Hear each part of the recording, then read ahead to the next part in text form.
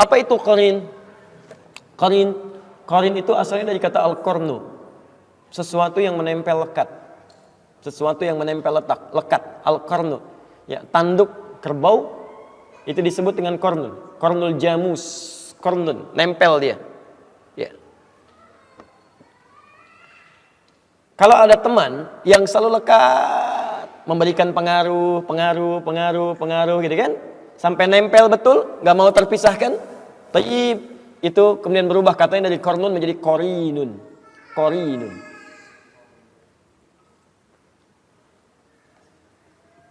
Nah, ada orang-orang yang menjadikan setan sebagai teman dekatnya, dan setan nggak mau berpisah dengan dia. Hati-hati ya. Makanya nanti kenapa setan disebut dengan qarin? Karena setan itu selalu pengen lekat dengan manusia seperti tanduk nempel pada kerbau. Ya, dia dekatin terus dan selalu membisikkan yang buruk-buruk. Ya, yang buruk-buruk, memberikan was-was macam-macam, ya, dan sebagainya. Dan menariknya, ada orang-orang yang secara dia tidak sadar nih. Dia tidak sadar, dia menjadikan pengaruh-pengaruh setan sebagai bimbingan untuk melakukan aktivitas. Taib. Kalau pada yang nampak jelas haramnya, barangkali itu mudah dihindari. Ya, setan katakan, misal ya, sedang adzan berlangsung, Allahu Akbar, Anda diajak untuk berlaku maksiat, bisa kan? Lakukan ini, Anda bisa mudah tolak itu. Tapi yang tidak mudah untuk dilakukan adalah, awas, ketika dia mulai menggoda masuk pada wilayah agama. Apa diantaranya? Misal, saya berikan beberapa gambaran. Quran surah ke-18 ayat 103 sampai 104. Posisi paling kiri di pertengahan. Awas, disebut dengan dhalla sa'yuhum fil hayatid dunya wa hum yahsabuna annahum yuhsinuna sun'a. Ada orang-orang yang tersesat dalam amalannya saat hidup di dunia dan dia mengira dia sedang melakukan kebaikan. Jadi ada orang yang digoda oleh setan, godaannya ini mohon maaf ya, bukan pada aspek dunia, tapi masuk pada aspek urusan-urusan agama. Tuntunan syariat.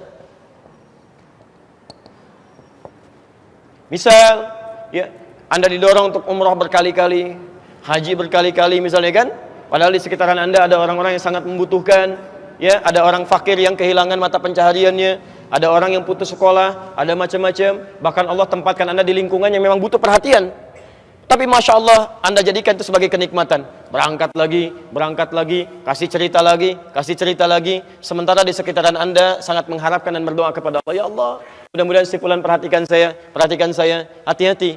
Bila terjadi seperti demikian, orang-orang yang gemar melakukan ibadah dengan kesenangan dan lupa dengan sekitaran sebagai prioritas, itu bagian dari godaan setan.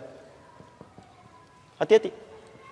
Jangan-jangan antum sibuk umrah, sibuk haji hanya untuk kesenangan aja. Berangkat lagi ya. Itu setan sudah masuk. Termasuk menanamkan perselisihan, perpecahan, dan sebagainya. Ya, bahkan Nabi sampai mengingatkan, jangan sampai ada orang belajar, siapapun, orang yang belajar, man ta'allama ilman, siapa yang mempelajari satu ilmu, ya, la yuridu bihi, dia tidak meniatkan untuk pencariannya ini, ya, li ghairi wajhillah, selain kepada ridha Allah Subhanahu wa taala. Ya. Apa diantaranya? Ada yang belajar untuk mendebat orang lain, ada yang belajar untuk menjadikan dirinya hebat, ada yang belajar untuk dikenal, ada yang belajar untuk dinilai sebagai seorang alim. Kata Nabi, la yashtamu raihatal jannah. Dia tidak akan pernah mencium bau surga. Hati-hati. Tidak sedikit orang-orang belajar hanya sekedar menampakkan, nih saya yang paling hebat dibanding dengan yang lainnya. Termasuk para ustadz juga, Anda harus sering doakan. Apa Anda kira mudah jadi ustadz? Tidak. Riaknya mungkin ada di situ. Ingin banyak dikenal dengan jamaahnya, tidak ingin terpisah dengan jamaahnya, tidak ingin kehilangan jamaahnya, tidak ingin kehilangan popularitas. Itu tidak mudah. Makanya Nabi ketika akan berdakwah, yang turun pertama itu ayat dakwah, fikih dakwah dulu. Silakan lihat begitu turun surah Al-Mudaththir itu. Lihat di asbabul wurudnya, asbabul wurud hadisnya, asbabun nuzul ayatnya.